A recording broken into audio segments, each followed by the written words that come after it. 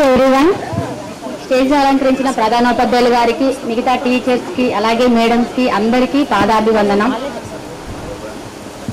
ఒక్కసారిగా మనం అందరూ ఇక్కడ మీట్ అయినందుకు మనకందరికి చాలా హ్యాపీగా ఉంది. అందరం కూడా మనము 2004కి వెళ్ళినట్టుంది, అవునా కదా?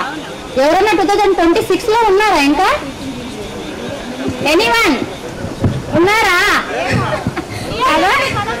సో మనం అందరం ఇప్పుడు 2004లో మాత్రమే ఉన్నాం. ఓకేనా? We can celebrate it. So ముఖ్యంగా మనకి అందరికంటే ఎక్కువగా ఎవరితో మెమరీస్ ఉన్నాయి? ఏ సార్తో ఎక్కువ మెమరీస్ ఉన్నాయి? భాష సార్తో. అవి స్వీట్ మెమరీసా, హార్డ్ మెమరీసా? సో 2004లో అయితే హార్డే, ఇప్పుడైతే అవి స్వీట్ అయ్యాయి, అవునా? సో 2004లో సార్ బాగా కొట్టేవారు. ఇక్కడే జమలై మామయ్య దగ్గర ₹2 సారే డబ్బులు పెట్టి మరి ఒక ముళ్ళకట్ట తీసుకొని అందరు ఈత పెట్టాలి వాడితే సార్ మాత్రం ముళ్ళకట్టతో కొట్టేవాళ్ళు.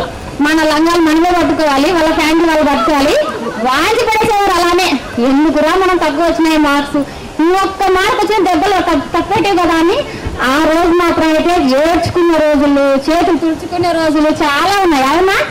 సో ఇంకా నాకైతే ఎస్పెషల్లీ ట్యూషన్లో చాలా మెమరీస్ ఉన్నాయి. సో సార్ దగ్గర చాలా రోజులు, ఎక్కువ రోజులు చదువుకున్న స్టూడెంట్ ఎవరు? ఒక ఫ్యామిలీ మెంబర్ లాగా. నేను వాళ్ళ ఇంట్లోనే తినేదాన్ని, వాళ్ళ ఇంట్లోనే పడుకునేదాన్ని. ఎక్కువ సార్ ఫ్యామిలీ అంటే సార్ వాళ్ళ కూతురు, కొడుకు, నేను అన్నమాట. ఇంకా ముగ్గురే పెట్టేవాళ్ళు. అంత మెమరీస్ ఉన్నాయి నాకు సార్ వాళ్ళకు. సో ఇక్కడ కాకుండా నన్ను ట్యూషన్లో కూడా కొట్టేవాళ్ళు. లేట్గా వెళ్ళినా, చదవకపోయినా, స్టడీ అవర్ ఎక్కువసేపు కూర్చోకపోయినా బాగా కొట్టేవాళ్ళు. నాతో పాటు సమ్ ఫ్రెండ్స్ కూడా ఉన్నారు. అందులో స్వాతి, ఆశా జ్యోతి, అబ్దులు, ఇక్కడ లేడు నరసింహారెడ్డి అని ఒక అబ్బాయి ఉన్నాడు. మీకు అందరు గుర్తుందా? ఆ అబ్బాయి కొడితే అట్లే పాపం తెల్లగా ఉండేవాడు. మాకు తోడు పోషకులే తాతని అయితే కనుక ఇప్పుడు ఇక్కడ ఎందుకు స్టార్ట్ పెట్టాడో, ఎప్పుడు సార్తో మాట్లాడి మమ్మల్ని కొట్టిస్తున్నాడో అనేసి. కానీ ఈ రోజు అవన్నీ తలుచుకుంటుంది. పీజీ కంప్లీట్ చేశాను. ఎంకామ్ బీఈడి నాది క్వాలిఫికేషన్. 2011లో నేను ఎంకామ్ చేశాను. BEd also completed. సో నేను 2011లోనే జస్ట్ ఓన్లీ 10 days మాత్రమే ఇంటి దగ్గర ఉన్నాను. డిగ్రీ కాలేజ్లో లెక్చరర్గా జాయిన్ అయ్యాను, కామర్స్ లెక్చరర్గా. సో 2013 ఆల్సో అక్కడే వర్క్ చేశాను.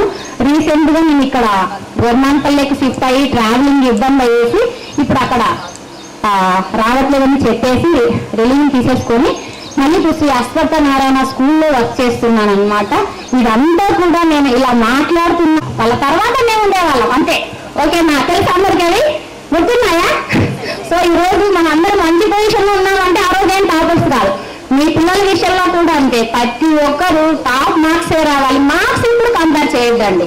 వాళ్ళ ర్యాంకింగ్ ఏం కావచ్చు, తర్వాత ఇంకా మంచి మంచి చదివే చెప్పలేదు వాళ్ళు, మనకు చాలా నేర్పించారు. వాటన్నిటి వల్లనే మనము ఇంత సక్సెస్ గా ఉన్నాము.